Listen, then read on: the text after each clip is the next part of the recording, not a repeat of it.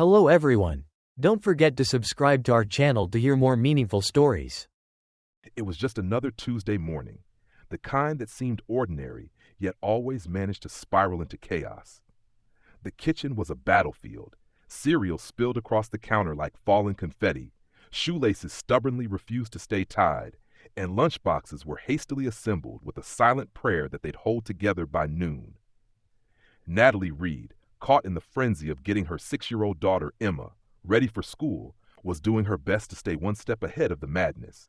Her mind was a blur of half-finished tasks and jumbled thoughts when Emma, with a gentle tug on her sleeve, broke the rhythm of the morning. "Mommy!" Emma's voice was soft, but there was an odd seriousness behind it that made Natalie pause, glancing down at her daughter. "I met someone today who looks just like me." Natalie, distracted by the whirlwind around her, barely lifted her gaze. "Oh, really? Does she have the same eyes, the same laugh, the same voice?" Emma nodded, her little face set with an unusual gravity. "Yeah, but Mommy, it's like looking in a mirror. Her name is Ava." Natalie froze. Her fingers, mid-tie, stopped moving. The words Emma had just spoken seemed to echo in the room, heavy with meaning. For a moment, the air around them thickened, and the sound of the bustling morning faded into the background. Emma's certainty, her unwavering conviction, sent a shiver crawling up Natalie's spine. It wasn't just a coincidence. It wasn't just another friend at school. This was something different, something unsettling. Before she could respond, Emma tugged her sleeve again, pulling her back into the moment. "You have to meet her, Mommy," she urged, her face brightening as if she were sharing a delightful secret. But Natalie, still locked in the moment, couldn't shake the cold knot tightening in her chest. Something wasn't right, not at all. The school bell rang, its shrill cry cutting through the air as children poured out of the building, their laughter bouncing off the brick walls. Natalie stood at the gates, watching the colorful sea of backpacks and chattering voices, her heart still caught in the strange moment Emma had shared with her earlier. Her hands gripped her coffee cup a little too tightly, the warmth offering no comfort. Then, in the midst of the chaos, she saw them. Emma, her face glowing with excitement, was walking hand in hand with another little girl. Natalie's breath caught in her throat. The girl beside Emma was a perfect mirror image. Same height, same round face, same mischievous dimple on the left cheek, same spark in the eyes. And then it hit her. The identical birthmark on the right collarbone, a small crescent moon of skin that had always marked Emma's uniqueness. But here it was again, on the other girl, as if someone had copied the markings of her daughter, perfectly etched into a stranger's skin. For a moment, Natalie couldn't move, her feet rooted to the ground. She watched them approach, the two girls laughing, a soft, innocent sound that seemed to echo in her mind. Emma's smile was bright and open, but something in Natalie's chest twisted. This wasn't just another little girl. "Mommy!" Emma called, waving eagerly. "This is Ava!" Natalie blinked, the world around her slowing to a blur as she stared at Ava. She was too stunned to speak, her mind racing to make sense of the impossible. Ava waved shyly, her eyes flickering nervously between Natalie and Emma. The teacher standing nearby noticed Natalie's confusion and took a step forward. "Is everything okay, Miss Reed?" Who is that child?" Natalie's voice came out in a strained whisper, her throat dry. "That's Ava Coleman," the teacher said, her tone casual, as if this were the most ordinary of introductions. "She's new, just transferred here 2 weeks ago." "Foster parents?" Natalie asked, her voice trembling slightly. "Yes," the teacher confirmed, nodding. "She's been in the system for a while. Poor girl, no one really knows her story. They say she was abandoned at the hospital as a newborn." The words hit Natalie like a physical blow, a rush of cold spreading through her veins. Her legs felt weak beneath her, and she had to fight the dizziness that threatened to overtake her. Ava, this girl, it couldn't be. Could it? That night, as the house settled into an eerie quiet, Natalie sat alone in her bedroom, staring at the photo album in her lap. Emma's baby pictures, the ones she had memorized 1,000 times, lay before her, their edges worn from the years of turning. But tonight, they felt foreign. The small, sweet face of her daughter grinned back at her from the pages, innocent and untouched by the horror that had come crashing into their lives.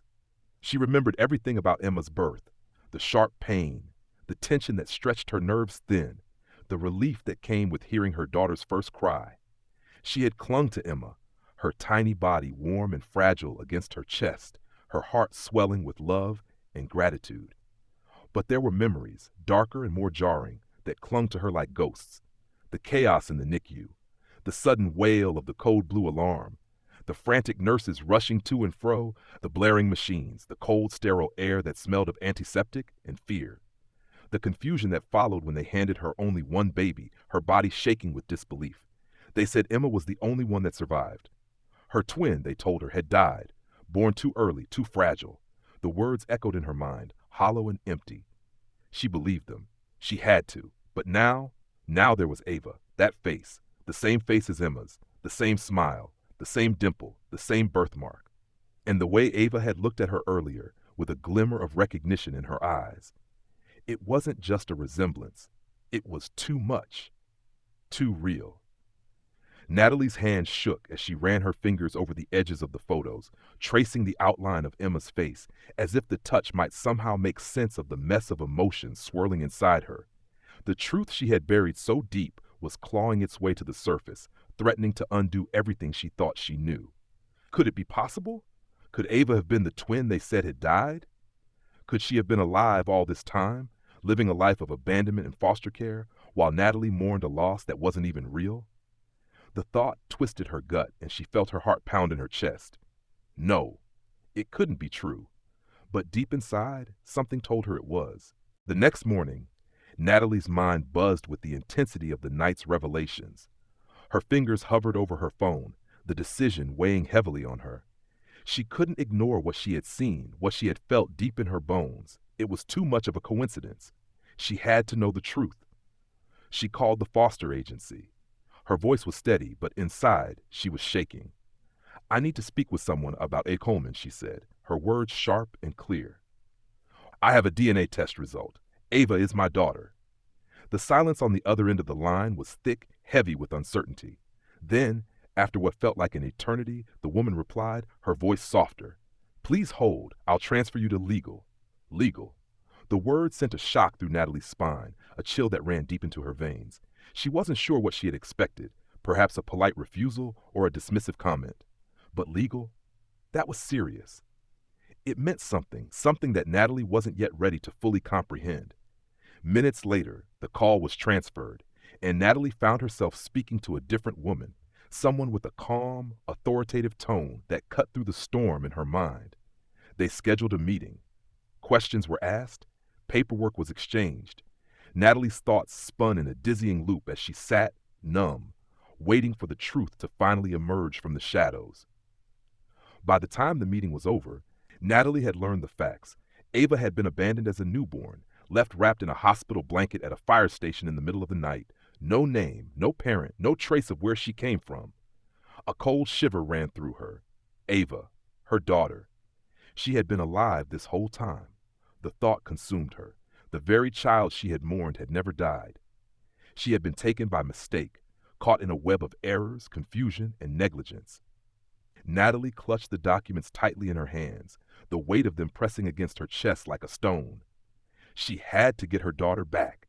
She had to. There was no turning back now. Days passed in a blur of restless nights and frantic thoughts. Natalie couldn't sleep, couldn't think clearly. Her body functioned on autopilot. She cooked meals that no one seemed to eat, cleaned every corner of the house until it gleamed unnaturally, and called her sister just to hear a voice that could distract her from the storm of uncertainty raging inside her. But no matter how much she tried to bury the truth, it refused to stay buried. Each time she looked at Emma, her heart twisted. She saw the little girl she had raised with all her love and care, but now, every laugh, every question, every bedtime story seemed to echo with a new meaning. It was like staring at a beautiful lie, a lie that had lived for 6 years in the very core of their family. The clock kept ticking, and with each passing hour, her anxiety grew. The results of the DNA test, her only lifeline, were due any minute now. The question that had clawed at her soul from the moment she met Ava was waiting to be answered. Could Ava be her daughter? Could she really have lost one child only to find another? Was it possible that her twin was still out there, hidden in plain sight? Then the email came. The subject line sent a jolt through her, freezing her in place as her hand hovered over the keyboard. DNA test results. Ava Coleman, Emma Reed. Her breath caught. Her fingers shook as she clicked on the link, the screen loading slowly as if teasing her, prolonging the agony. She barely noticed the seconds ticking by. Every beat of her heart felt like an eternity. And then the results flashed across the screen. Probability of full sibling match, 99.99987%. Monozygotic twins, identical. Natalie's knees buckled. The laptop slipped from her hands, crashing to the floor as the reality hit her like a tidal wave. She collapsed, gasping for air, her sobs loud and raw as they tore through her chest. She had been told her child was gone. They had said she was lost. But Ava had never died. She had been alive all this time, and she had been living in the foster system, alone, unwanted. Natalie's chest tightened with a pain she couldn't bear. The floodgates opened and she cried, for the years lost, for the child stolen from her, and for the guilt that now swallowed her whole.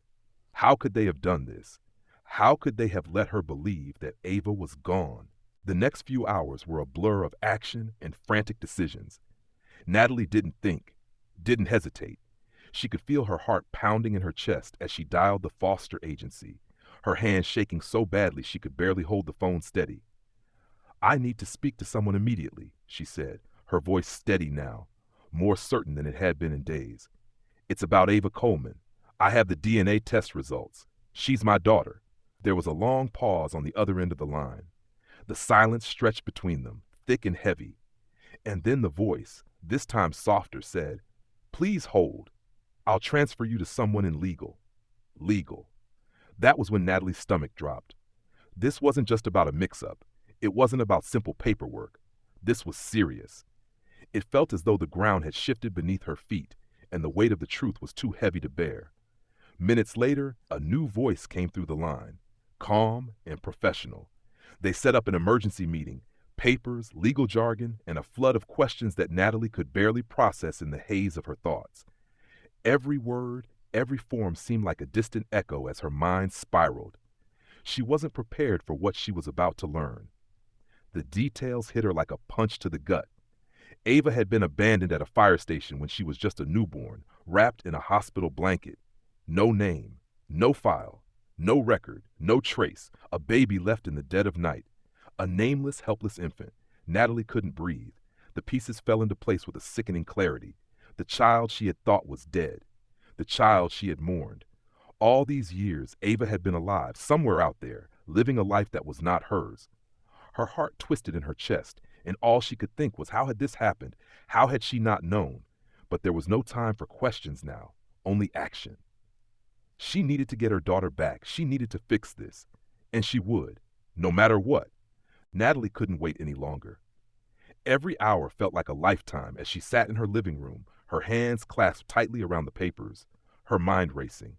She couldn't shake the image of Ava's face, the way it mirrored Emma's. The same eyes, the same smile, the same everything. How had this happened? How had she missed the truth for so long? But there was no time to dwell on the past. What mattered now was getting Ava back. She dialed the foster agency again, her fingers trembling as she held the phone to her ear. This time when she spoke, her voice was calm, resolute. "I need to speak with someone," she said, her words cutting through the fog of anxiety. "I have Ava's DNA test results. She's my daughter. I need to speak with you immediately." The woman on the other end of the line hesitated, and for a moment Natalie wondered if her request would be denied. But then she heard the click of the phone being transferred, and the voice on the other end sounded professional, but warm. "Please hold. I'm transferring you to our legal department." Legal. It felt like everything was escalating faster than she could process. Her heart raced in her chest, her thoughts scattered as she tried to prepare for what was to come. When the call was finally transferred, she spoke with a lawyer who listened to her, taking in every word she said. Papers were signed. More questions were asked. But everything had changed. This wasn't a simple mix-up. This was a case that needed to be handled with care. The details of Ava's past were murky, a series of blanks that only added to the mystery. But one thing was clear. Ava had been abandoned, left in a fire station as a newborn. No identity, no family, just a helpless infant. As the pieces of the puzzle clicked into place, Natalie felt a wave of guilt and anger wash over her. Ava had been taken from her, and she had no idea.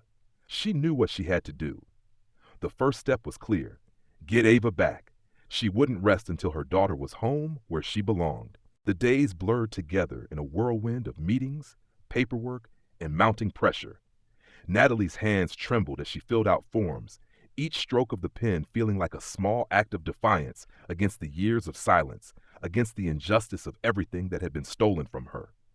She had learned the hard truths, and now the only thing that mattered was getting Ava back. But with every step forward, there was a feeling of urgency pressing in, an unspoken need to fix everything that had gone wrong. She couldn't let this mistake define the rest of their lives. Finally, the day came when she was told she could visit Ava. Her heart raced as she made her way to the foster center, the weight of the past few weeks heavy on her chest. What would it be like? How would she feel when she saw her daughter again? Would Ava even remember her? Would she even want to see her? When Natalie walked through the door of the foster center, her eyes immediately locked onto a small figure sitting quietly in the corner, her back hunched slightly as she read a book. The moment Ava looked up, their gazes met, and something unspoken passed between them, something that Natalie couldn't quite put into words. Ava stood up, her eyes widening, and then, without warning, she smiled. A shy, hesitant smile that made Natalie's heart ache. "I know you," Ava whispered, her voice soft and uncertain. "You're my mommy." The world seemed to stop for a moment. Natalie's breath caught in her throat. She knelt down, her hands reaching for the girl she had longed to hold for so many years. "No, sweetheart," she whispered, her voice breaking. "I'm your mommy, too." Ava stared at her, her small face scrunching in confusion for a moment. But then, as if something deep inside her recognized the truth, she smiled. "Home," she said, her voice filled with wonder. Natalie choked back tears, unable to speak, and pulled Ava into her arms. This was it. This was the moment she had fought for. The moment when the years of separation, the heartache, and the unknown all vanished in the embrace of a mother and her daughter. They were finally together.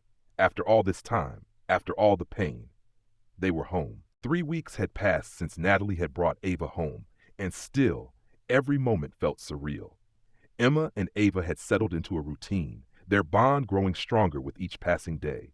They played together, laughed together, shared everything like the sisters they were meant to be. But Natalie couldn't shake the nagging feeling in her chest.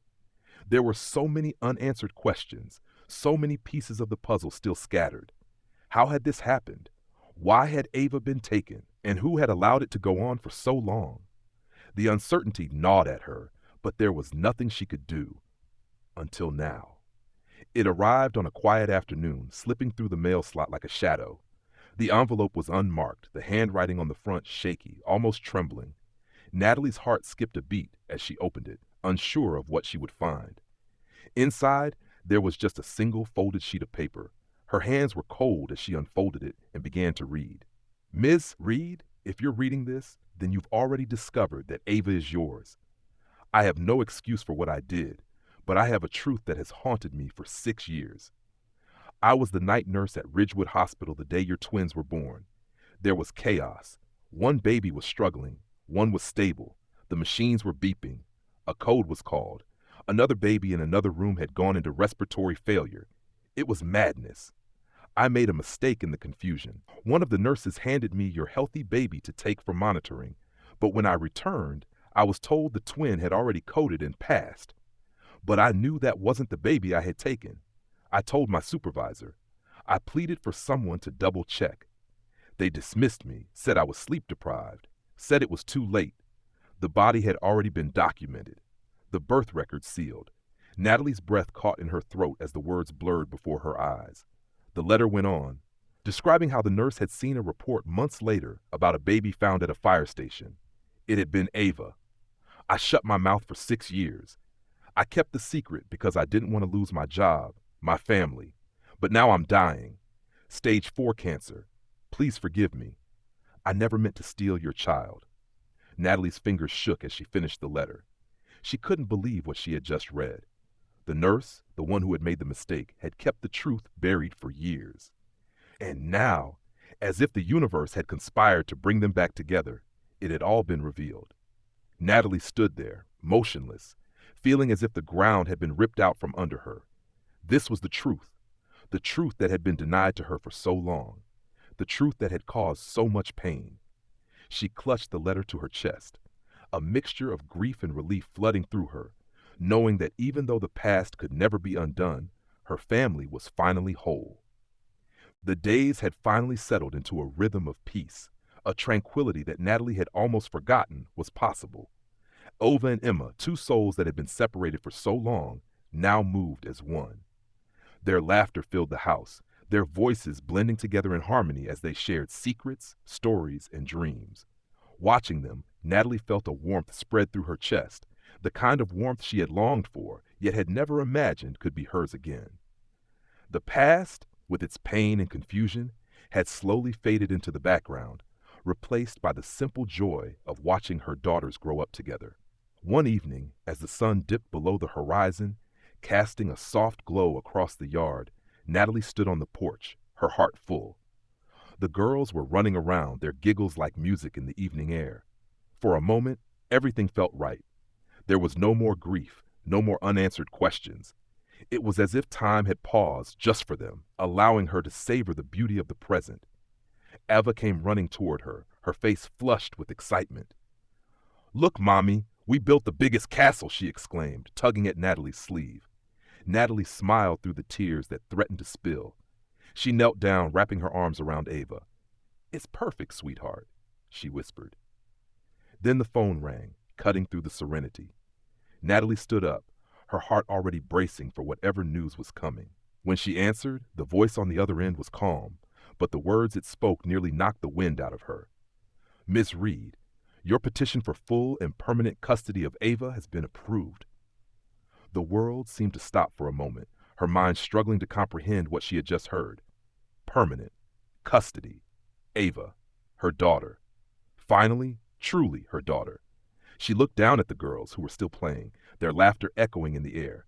And in that moment, Natalie knew it was real. Her family was finally whole. She had her daughters, forever.